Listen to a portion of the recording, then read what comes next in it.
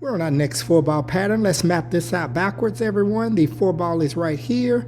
So ideally, we can make the 4-ball if we're anywhere in that area there. So let's get over there for the 4-ball. To get to the 4-ball from the 3-ball, let's see what we need to do.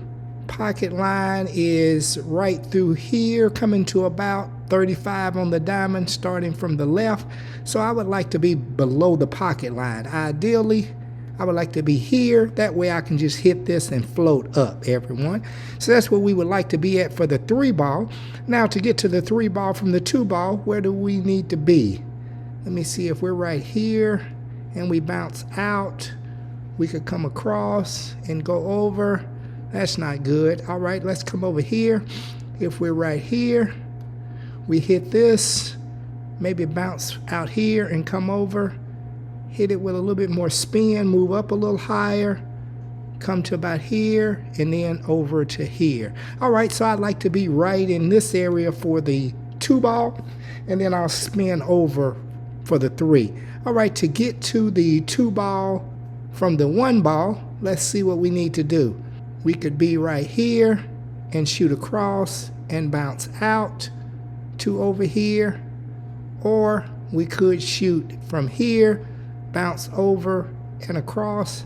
All right, I'm going to start right here for the 1-ball and put myself in a position here for the 2-ball, put myself in a position here for the 3-ball, and put myself in a position here for the 4-ball. All right, everyone, let's sticker this up and get to it.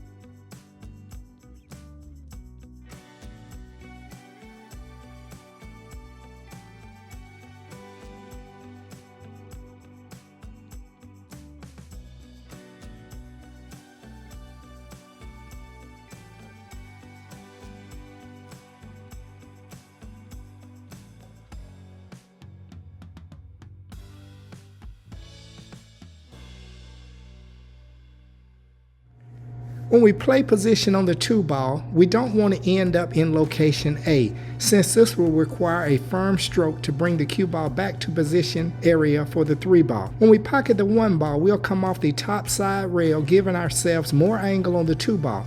Then it's just a matter of soft rolling in the 2-ball with running English.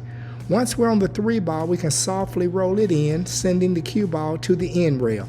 The 1 ball will be hit with top, and it's going to hit the side rail and bounce out. The 2 ball is going to hit both side rails, and you're hitting that with, from my perspective of the way I'm looking at it, I'm hitting that with 3 o'clock. Once we get over in the 3 ball area, we're going to hit that with center and float down. They actually don't show a location for the 4 ball, but I would imagine, again, you're going to be in this area here, everyone.